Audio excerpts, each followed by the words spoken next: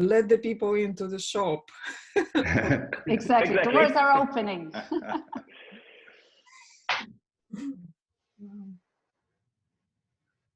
Wow, so many people started pum pum pum.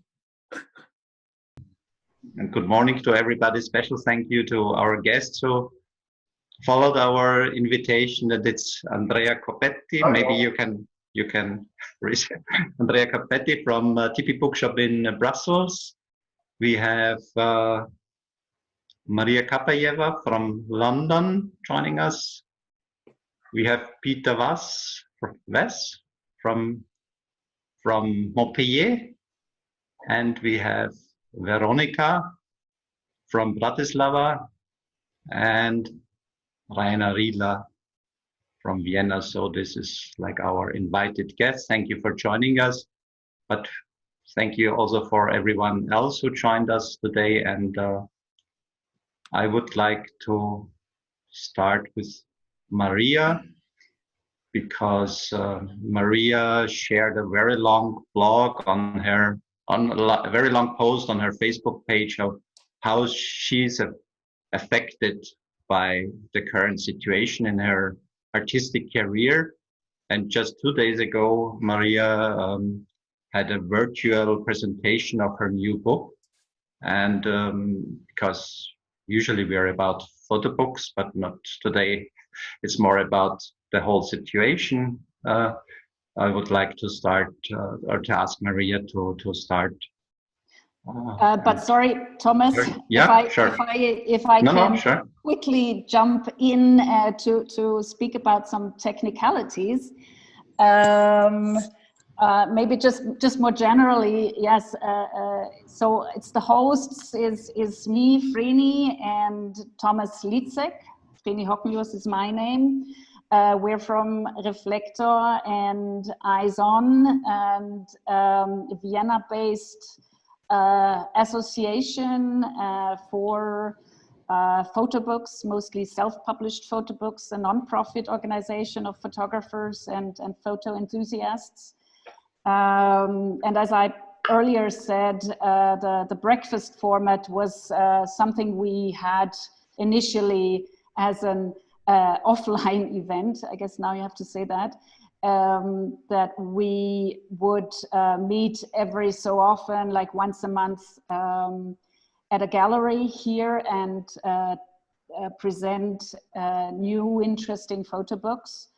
And since the pandemic, and I'm not going to say the C word, I promised. Let's see if I can stick to this. Since the pandemic, when the confinement, we went online and thought to make the best of the situation. And also, yeah, because, I mean, it is affecting everybody. It is affecting every aspect of our lives. But of course, it is also very much affecting the photo community as a whole. We decided to dedicate this breakfast to all kinds of stakeholders and different people from the photo community. So that's the wider variety that usually we mostly have only photographers or somebody with a photo book, but now that we actually also really want to hear about bookshop owners, festival organizers, curators, and of course artists very much. All right, but then Maria, could you share us a little bit about your experiences with this very recent book launch and talk a little bit about your book? Yeah, sure. Thank you for having me here.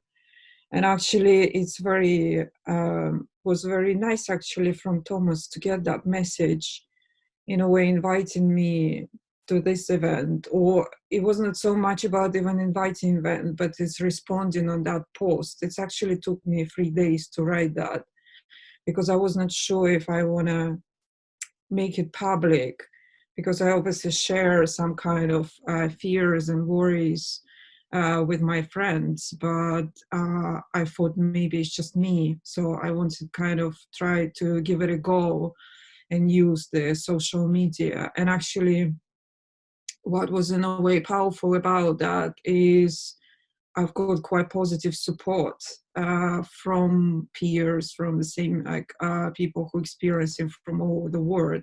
And the kind of moral support is very, in a way, important in this situation also, especially like when we really feel distance from each other, despite like actually talking to each other quite more often, maybe even on a kind of Zooms or phone conversations. So in a way, I think it's very important part of kind of talk about that and supporting each other. And in my case, it's quite it's meant to be a very exciting year in terms of the exhibitions and the events. So 3 my solo exhibitions cancelled, and luckily, like the Gallery of Photography Ireland, with whom we've done this book launch, we managed to kind of transfer it somehow and make it exciting events on the online, which is great. And that was one of the events, was a book launch a couple of days ago. So the book is also, it's kind of was exactly in a transition when the lockdowns started to happen all over the world, and my book was in a print. And I'm grateful to printers, Green Print in Latvia, who decided not to close down and continue working on the book. So, and actually even like the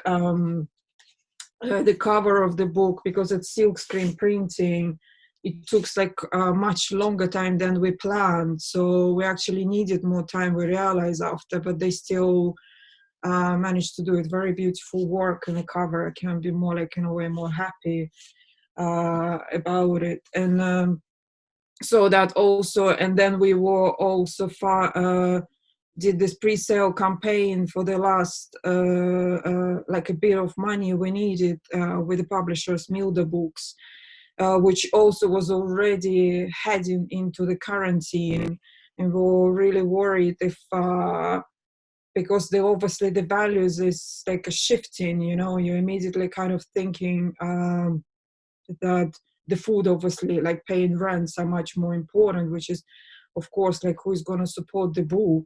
But actually, we've got quite a wonderful support. And we just started to post the books. The production is over. And what was interesting, people who've got the books, they're all saying about physicality of the book and how it is important that, especially in these been already a couple of months through like this consistent screening communication, how nice it is get something in the post which you can touch, you can smell, and that's quite special actually, to getting that from the people.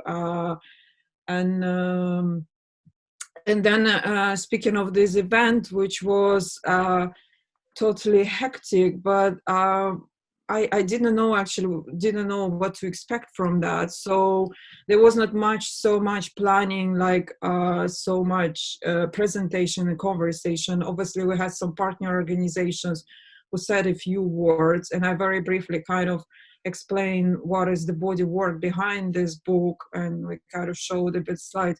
But actually, a number of people who came, and they all came from all over the world. And obviously, majority people came who know me in person. It's like a friends or colleagues, and that was incredible. I have to say, it was so emotional. I was happy having a champagne next to me, because that kind of a bit calmed me down, because seeing all these people suddenly in one place, and they obviously came because of that. And that was a unique, obviously, experience. I realized that to get all these people in one place for the book launch, impossible, because it's really the wide geography was. So in that sense, this kind of virtual book launch was unique and amazing. And I was very grateful that the Gallery of Photography Ireland did very fantastic work, like kind of supporting all that and organizing it. So in that sense, it's obviously getting that whole this moral support it's rewarding, and it's very I'm very grateful for that. It's kind of makes me keep going and doing whatever I do, and I'm now like developing new body of work. But at the same time, it almost feels like it's a parallel to words, you know. So we have no clue what is going to happen, and obviously each country, maybe that will be also interesting to talk today. Each country kind of addressing very differently, supporting like small businesses or freelancers. Is like in my case, and I, for example, can't get anything much from UK here. I already applied for emergency funds and I didn't get them. So it's so I'm at the moment in this kind of stage. I'm very high because of my book and very exciting and getting kind of response to that. But at the same time, obviously, we're all in this kind of level of an anxiety. What are we going to do next and how are we going to survive? And it's also a good moment to think how models, which, for example, like my model of surviving, like, you know, being like at university teaching or working some projects, like getting income and plus doing my practice, how it's stable and unstable. Like for me at the moment, it's totally unstable, obviously. So try to think if there are any other models are possible. So yeah, I don't know. It's like a bit random thoughts in my head. Maybe that's it for now. Thank you, Maria.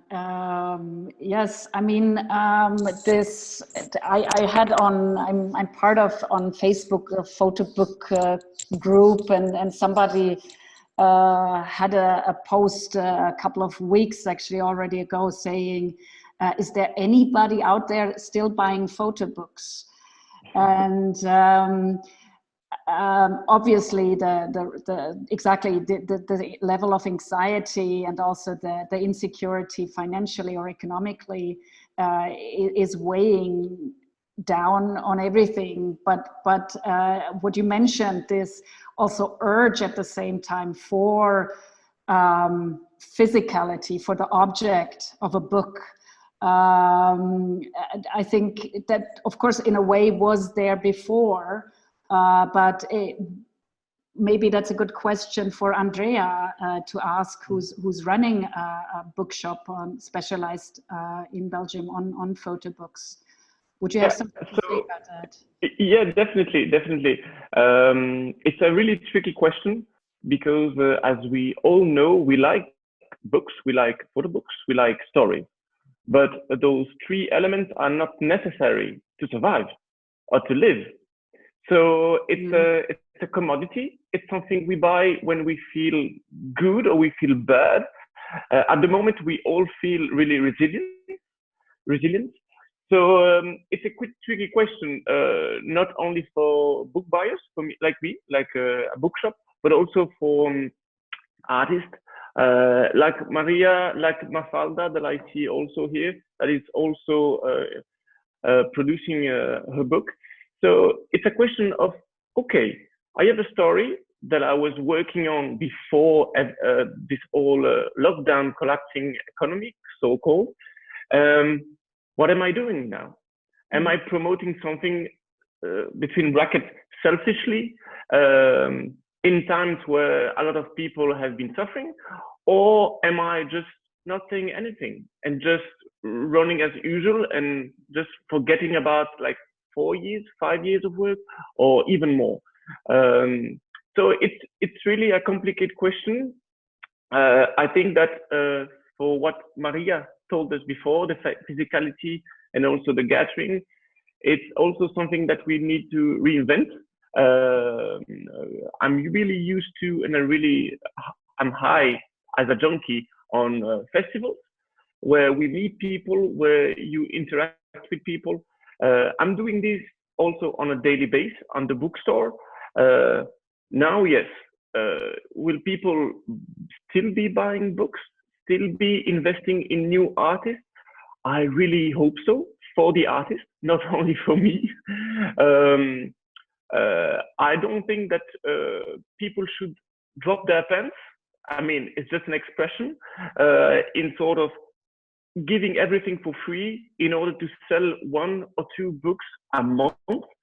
I think it's really, really complicated, because if some of us do this, everyone will think that they need to hop on the train.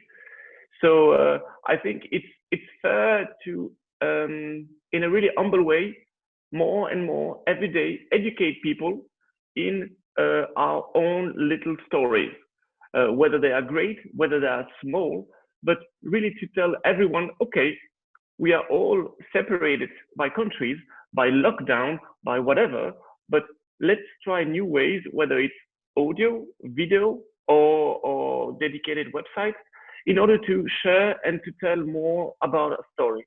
And then after, maybe the person who felt that someone else has been caring for him or for the story will maybe think, okay, maybe this book is interesting for me, even though it's economically really hard at the moment.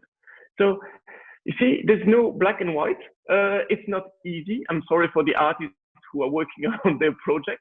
Am I going to buy, or which book, how many I'm going to take? But I'm committed to the artist that if I'm taking books, I will promote it the best I can. So it's collaborative work, and it will not stop. It was there before. I mean, I'm talking about myself, and it will be there tomorrow. So we just need to find new ways until we can meet again. Thank you, Andrea. Thomas Bunch, who had a chat, wrote something in the chat saying, honestly, I have been buying more books recently than in normal times. The big difference is that in this situation, I tend to buy books where I know the photographer or which are easy to understand. What is missing is the chance to pop in a store and just browse some unknown books that are there to see if I like them. If you find a good way of teasing the unknown, it could work just the same. Does anybody would like to respond to that? Yeah. I think I was chatting with someone else in this meeting, and the person was indeed saying that the randomness of popping in front of a book or in front of an author that they never heard of. So it's about stepping out from an algorithm, because when you are discovering books through Facebook, through Instagram, and so on, it's really linked to what you've been clicking before. And it's super frustrating for artists. And it's a lot of work for me, for curators from a bookshop, because you need to step down from a mathematical point of view, and you need to step out also from a network and go back to the website for the artist and see that actually she and he or he did a work 4 years ago that actually is still relevant. It's really important. So the randomness, it's a bit lost, I think. Yeah. There is from Roberto, he had another question saying, are we talking about economics or artist books? Not quite sure I understand the question. If you want, unmute your microphone, Roberto, and... Yeah, okay. Hi, everybody. I'm isolated in Rome. I think there's two different issues going on. One is somebody's talking about artist survival, artist income. That's a business model. That's a business perspective. If we're talking about creative works within a book form, that's a whole other issue. And I think in some ways, bookstores may go the way of record shops.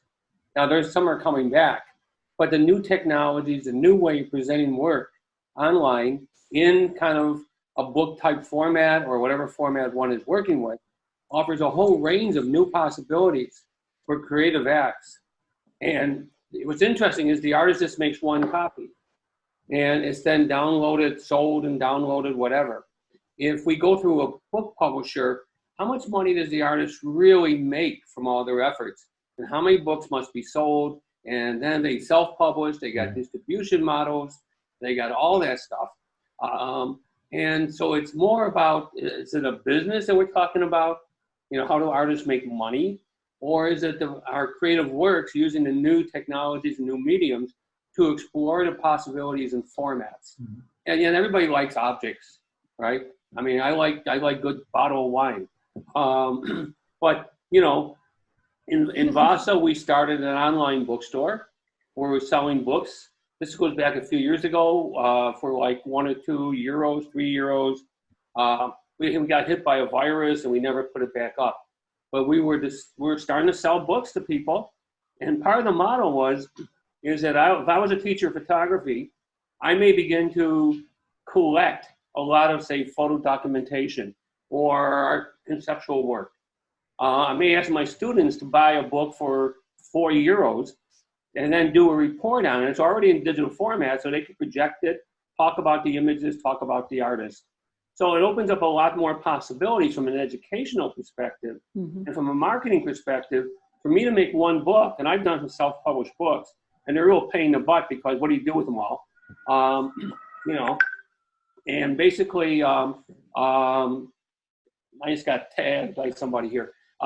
Okay, but basically, you know, I think we need to talk about what we're talking about and consider the photo book or the art book as either a creative piece or a marketing piece, mm-hmm. income piece. Okay. Thank you, Roberto. Maybe before answering to Roberto, I would like to continue with Peter, because I think our idea was not too much focusing on the photo book, but now maybe about how is it to be the director of a festival that has to be or had to be postponed. Peter, it's difficult, but it wasn't unexpected. Let's put it that way. So we knew it was coming. Just to put the things in perspective, the Boutographies, which is in Montpellier in France, is a festival open to European contemporary photography, photographers from any country working or living in Europe. We don't go outside Europe because of the difficulty of transport, and it becomes far too complex to handle. So everybody, the 8 photographers that were chosen to expose this year, to exhibit this year, and the 20 who were going to be in a continuous projection within the exhibition space, were all from European countries, therefore all affected one way or another by this shutdown, or the coming shutdown, because it wasn't exactly a shutdown when we had to stop. So they weren't surprised that it happened. We were in regular contact with them to say, they were asking questions, should we carry on preparing the exhibition? How are we going to organize the transport? And we would come back to them and say, well, the transport is our problem, we organize the transport, but we're doing nothing for the time being because we have to wait and see what's going to happen. And then, but carry on as if we can do it. We were due to start on the 2nd of May. Carry on preparing and getting your exhibition ready, perhaps packing it up, prepared for transport. And we'll see how it goes. But finally, as everyone knows, we had to let them know that it was cancelled. But we decided that rather than just simply cancel this year and move on to a different exhibition next year, we were so, how shall I say, excited is one word, but we were intrigued by the work we had chosen, that we wanted to see it on the walls. And it's not the photographer's fault that that we have this shutdown. So we have simply postponed the 2020 exhibition to 2021. The 8 photographers chosen and the 20 in projection will be exhibited in 2021 if they're still able to do it. If they've all said they want to, and they will, but who knows, by that time they may have other obligations. But if they want to, they are all accepted for 2021. So the exhibitions, the work that they've done, the money that they've spent on preparing their exhibitions, on making cases and doing all the things necessary, is not lost. In any case, it's not lost because one hopes that they'll have other exhibitions elsewhere as well as at the Boutography. From an economic model, that presents a problem for us because we get a majority of our money comes from a grant from the municipality, but a large part also comes from the fees paid by the photographers to send in their dossiers, 20 euros, I think it is, to send in a dossier and things like that. Now, if we only take the photographers who've already paid, who've already been accepted and things like that, and nobody else, then we get no income from that part at all next year, which puts us in difficulty. There's also the question of the partners who give us money for various things or who help us in various ways, who obviously won't be doing that this year because they get nothing out of it since there's no exhibition. Fortunately, this year is our 20th anniversary, and so because of the need to have an exhibition, a retrospective exhibition about the history of the 20 years, we only wanted to use the bottom half of our exhibition space. Thomas knows it, Reiner knows it, I'm not sure about any of the others, but it's a large building dedicated exclusively to photography in the center of Montpellier on 2 floors. We decided to limit the number of exhibitions on the wall this year for a question of time, because we didn't have a lot of time to hang the work, so we couldn't envisage to do more than the ground floor, which means that next year we have the upper floor free as well, so we can relaunch our call for entries with additional space for additional photographers. There won't be as many, and there won't be as many people submitting their dossiers, but at least it will keep us financially in reasonable health. We've been very lucky in as much as the municipality has decided to continue to give us the subvention for this year, the grant for this year, which means that we can use that money to pay our fixed charges, to pay Arno, who is a full-time employee, and to hopefully do some work on our website and various things which needed doing and which we can update and things like that. So we're not losing a year's money, but we're not gaining anything in particular. We're not going to come out of it richer than we were before, but we are in a much better shape than many festivals who rely on entry, the public entry to pay for their festival. We don't charge the public. It's part of the policy of the town of Montpellier that art, creative work is free, that all exhibitions should be free. So we since the space is provided by the town, we can't charge. We don't want to anyway, and so we come out of it more or less in reasonable health, which is the main thing. But please go on.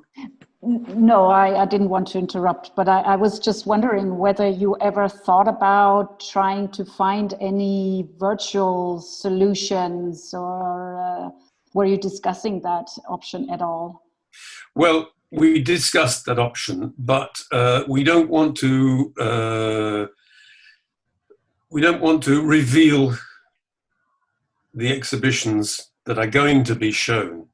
Had we cancelled it completely, yes, we would have put on an exhibitions online, and we would have shown this work, because we obviously, the fact that we chose it shows that we feel it merits it. But since we are hoping sincerely that this work will be shown in 2021, we don't want to dénaturaliser en français. We don't want to show it before its time. On the other hand, we are revisiting exhibitions that we have had online, on Facebook, on various forums, to remind people of what we've done in the past. Christian Makota, our artistic director, is writing a booklet about the artistic choices of the Boutography over the last, well, the Boutography is 20 years, but I think he's limiting himself to the last 10 years, which we hope will be published in book form. We're not sure quite how yet, small book form, in the autumn, or perhaps in time for next year's festival. So we're keeping ourselves in front of the public in that respect. Right. You're not totally going in hiding. No, we're not hiding. we're not hiding. It's quite in some respects, it was quite a relief to have the decision taken. It wasn't our decision to stop. Mm-hmm. Mm-hmm. We would have had to stop anyway, but the decision was taken by the public authorities. There's going to be no more festivals. So that was it was a relief when it happened, because it was a lot of effort, a lot of stress to try to maintain the optimism for several weeks before the news came that was what was going to happen. Thank you. Yes. Thank you. Yes. We'll just quickly, because since we books is one of the themes of your thing, we also have a bookshop at the festival every year, where the photographers who exhibit with us, or past photographers who've exhibited with us, or even other photographers who've got books to sell, are free to send their books in. We sell them for them if they sell, and we don't take any commission. We what doesn't sell, we return, etc., etc. That's also the big shame, and we come back to what we were talking about earlier: the fact that do people buy books online? We haven't the facilities or the means to put that bookshop online, because there are several hundred titles in what we've sold in the past. Quite complicated, yeah. But we know. But what we did notice last year, and perhaps even the year before, was that buying photo books is very much an immediate act. You flip through a book on a table, you look at it and you think, I like that, and you buy it, because we had the difficulty of not being able to take payments by card, because there wasn't a now you're breaking a bit up. I don't know if it's just me. Doing the selling said that they lost an awful lot of sales because the immediacy had gone.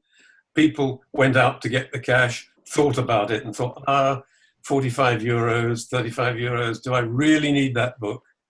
And never came back. Right. So there is the need to, to have festivals and to see and to visualize. Virtually it can be done. Everyone has tried and everyone knows Amazon's doing fine at that. But I think if you come across a book that you don't know or a photographer you don't know, you need to look at it, you need to touch it. And I can understand for Andrea that this is vital to have that situation. Peter, thank you. I'm a little bit I need to look at the clock. Is there any chance that Veronika can you now say something? Do you hear us? I would like to ask Veronika from Bratislava. She has a similar event like we in Vienna. They have a Photobook, which is a regular meeting for lovers of photography, open for everyone, at the National Gallery in Bratislava. I guess, Veronika, these events are postponed now. And at the same time, you have an exhibition running at the House of Photography in Bratislava, which cannot be attended at the moment. Can you tell us more about your situation? Oh, I'm very sorry about the problems, and now I'm a bit out of context about the things you were speaking about. But what came to me is the fact how fragile culture is, and maybe now when we all have the personal experience that the exhibitions were closed. So maybe many authors will think about issuing photobooks that is maybe closer to the author, and you can just buy it and have it at home. And what's next interesting is that if this pandemic will change our thinking about photography and our visual language. So this is maybe a good question, because for example in Slovakia, immediately a group of artists called Corona Art was created, and many people are sharing their photos inspired by the Corona. There is a large photo cycle or photo work of Peter Korček, who is like taking pictures of empty Bratislava. So I think this will be a good topic for some exhibition in a few years, after we all realize how it changes visually and also maybe technically, or we will see how all this work and situation will influence our everyday life. And maybe another question is that even when the exhibitions will be open and events will be made, so if people will be afraid of meeting or not. So this is maybe another question. So thank you, Veronika. Thank you.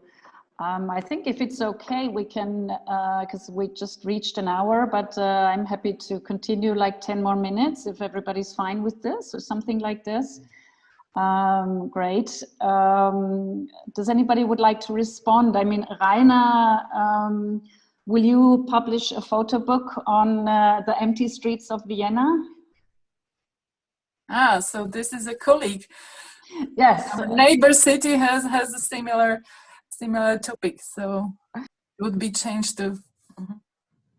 It was more. I'm wondering, or so what is he up to at the moment? Actually, no.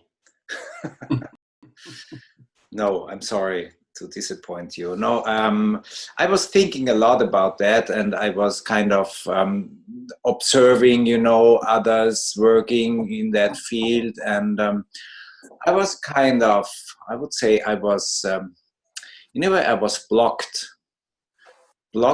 because I think, I don't know, the nature of the crisis is so big, so that I felt that with photography I cannot even, reach that massive impact of the crisis. just to document, I felt a little bit like that's not the way, you know. So I was also a little bit questioning the art itself. How can art like face a crisis like that? How can I deal with that situation? That's the one side. On the other side, I'm a photographer. I try to organize my life the last weeks by homeschooling, home cooking, home office, home whatever, you know. So I'm completely brainwashed with the situation, even if I listening to you, all the different positions, and thinking about photography, about the future of photography. So what I feel is that the pressure is getting bigger because, of course, it's a financial, it's an economic question also to do creative work, because if you don't have the finances, you cannot work. You cannot just work. I feel it's not possible, especially in photography. You need quite some income to make it happen. And I'm questioning myself. So because all my projects, they last for like 4 or 5 years, it's intense energy I put in, intense money also I put in to make it possible. I just recently recalculated my project Will, you know, the work about life-saving machines, and I was like 80,000 euros I spent.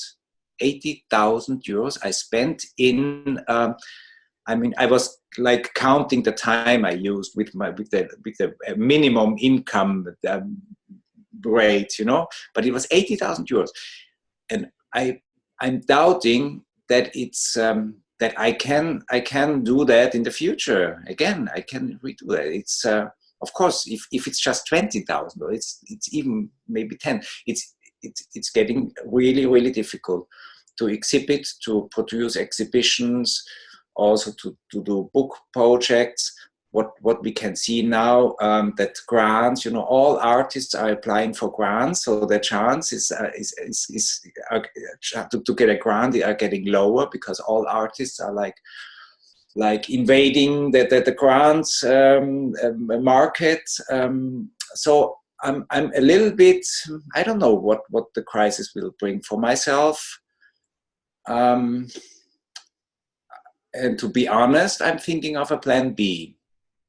Yeah, but what is plan B? To make a living with photography and to continue? I have no idea, to be honest. So, but I love my work, and I always felt very privileged to work with that media. Yeah.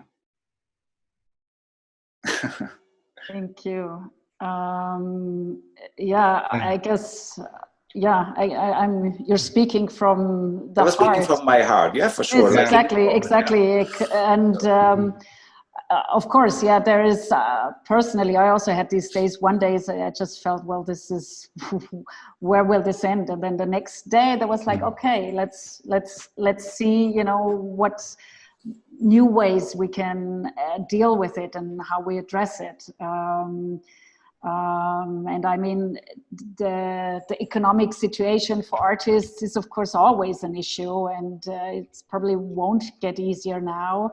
I mean, because Maria, you mentioned it earlier, Austria, they did have some immediate funds for artists, but of course, it's pocket money in the long run. You know, it's not much, but that was. And in general, otherwise, they just continue with the same grants that they always had. Maybe I would like just to take some positive things out of that, and like Maria mentioned, you know, without this situation, we would never have this kind of meeting, of international meeting. You know, we would stand in some gallery here in Vienna with like more or less the same people as always, and we wouldn't have this chance to invite you. I mean, we would have the chance, but you know, maybe a question to all of you. You know, at during the first day, I felt kind of relief because I knew there are no events happening that I would miss. So it was really like, oh, it was away from my shoulders, you know. And then it started with all these virtual activities, and actually, I think I did maybe join 1 or 2 meetings from photography, but I did not use any theater performance or streaming. I did not use. And how about you? Are you making use of this beside of your own project? Are you visiting any events? Who are you asking, Thomas? All of you, everybody here. But Maria, if you want to start. No, I was just also thinking, and what actually Andrea in the beginning pointed out, and I mean, it goes through our conversations about finding new ways of working, and it's very interesting to think about that. And some thoughts doesn't even come across immediately. So I'm like, for example, I'm now developing new work, which is supposed to be an exhibition in Estonia in September. And we talk with curator about that. And because I'm in the process of still developing work, actually the whole this condition is affecting of my production. It's not even production of final result, but it's even affecting the work in itself. Because I immediately thinking how the audience can experience that piece or another. Is it actually possible to experience it at all? Mm-hmm. And we're even talking about, like, you know, if I need to get headphones, is it actually will be possible to use headphones in the gallery, or they have to be sanitarized? So what is, like, you know, all these like small decisions immediately become to be very big, because it's affects immediately thinking even in a work production and how it will be experienced, which is very interesting way. And I understand there is no way ignoring it. It's like I cannot say like, oh no, just fuck it, I just gonna do whatever I want, and then you gallery or whatever organization decide how to show it. There's no way like that. You have to kind of really thinking of careful about all. And so that's what I kind of wanted to point out. But at the same time, even some organizations have incredible platforms for kind of online presentations of like books, exhibitions, pieces, some like worse, some better of that, but it still makes the question of all of this, the value of all these physical objects in a way, and what's going to happen with them, and even like in the production of them, it becomes to be very uneasy.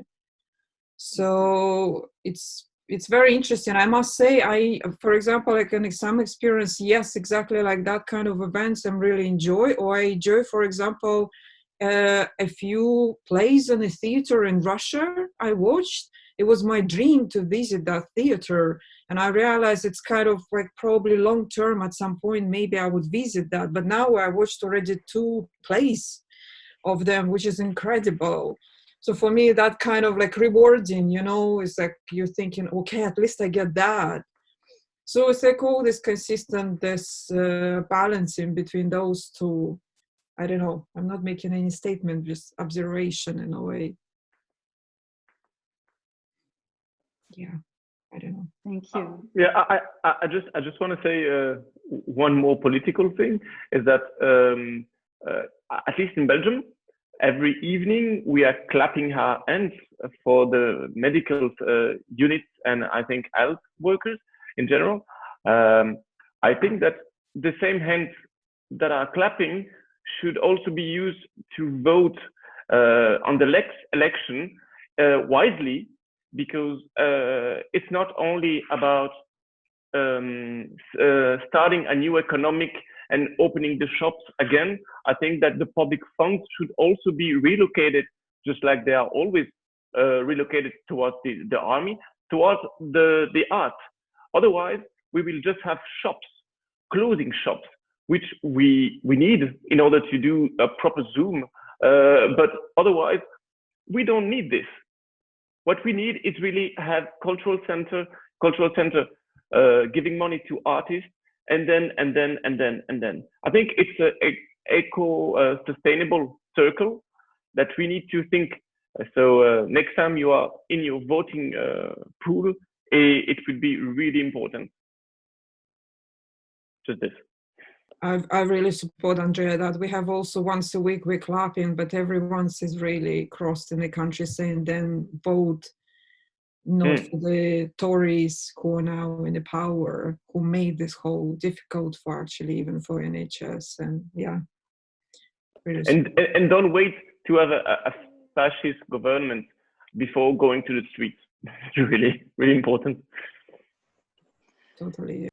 Yeah. Thank you, Andrea. It's of course a very good point that at the moment the economy kind of has taken over the whole discussion, and it isn't all about economy. I mean, this is what we now realize: how much do you really need, and how much. So I think I very much hope so that there will be a discussion about values, and I know that might be too optimistic, but I am hoping. I have to like I mean, maybe it's not really positive things to say, but I was just last night watched the one old documentary based on Svetlana Alexievich. Not based on actually her book, The War Has No Woman's Face, I don't remember English title, but she made this documentary in 80s. And there was one woman who was a veteran of World War II. She was saying when they were fighting in World War II, she was believed that all their kids and further generations will be very, very kind people, because what the sorrow they saw and experienced, they really believe that there is no way people can be angry and ugly, like in the behavior. She really believed, and unfortunately she was very disappointed in the humankind in a way, and it really immediately raised me watching it last night, and the whole this situation we are now. I really, really hope, I'm in a way almost optimist, hope that these conversations will be about the values, but I'm also concerned, will they be? Is a kind of this question. But if we all as a community try somehow and support each other and keep pushing them, yeah, that's probably the way. I think the communities more than ever is very important, become not just individual success, but rather actually the community success. And community, I mean, photo books, art, photography, you name it, culture. I mean, it's a big words, but it is important. I think connections more than ever important. For me, at least, I feel that. Thank you. I mean, these are almost wonderful closing words. And it's 11:01 Vienna time. Would anybody like to add to Maria's words? In that we have to remain hopeful.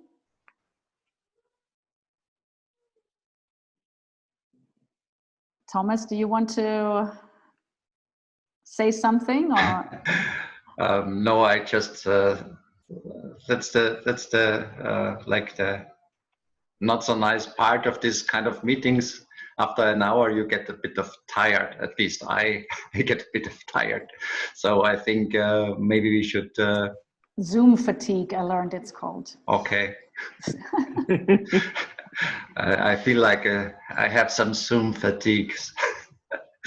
So if nobody else would like to add some comment, I think we should leave it like this, and thank you all for coming, and it was really a pleasure. And actually, I hope that we will have our next breakfasts in real life again, but maybe we can continue with the good real life and add the good virtual life to make it a good life altogether. And then we could meet again someday, somewhere. Sounds good. It could be nice to post the work or the new books of the participants or the people who are listening in the comments of a post or whatever, so that we can track Mafalda's work or Maria's work or someone else who is working on a book project or who has been printing a book, so that it's helping. Yes, please. Yes, good idea. Thank you. So everybody who has joined us today, not just the guest speakers invited, but really, yeah, we who've been here, please send in your information, and we're happy to network and relink it. But also, so from my side, thank you very, very much for taking your time. I thoroughly thought it was amazing, and I'm having a little bit of goosebumps here to just have the picture inside my head that we are on all different kinds of places here in Europe, and we come together. So that is quite amazing after all, and that would not have happened otherwise. I think we would not have had the idea, to be honest.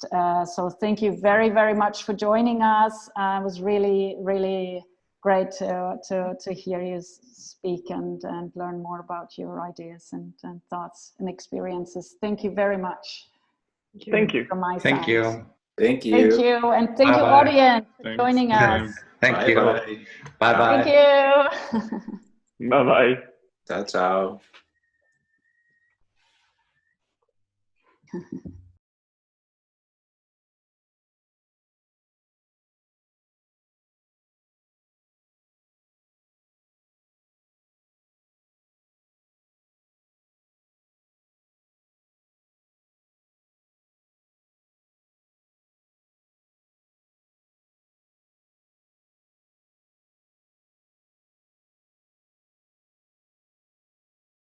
Oh, I like Werner joining us in the car. Wonderful.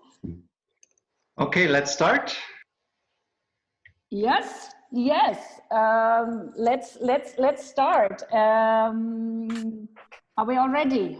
Thomas, Veronika, Fabian, Werner, alle da. Great to see you all. Hi, Reiner. Hello. All right. You changed the blanket of your bed, Fabian? No? Realizing everything. I see we share the background, Reiner. Yeah. But no, you're not here. Okay, let's start. Yes. I want to say special thank you. Let the people into the shop.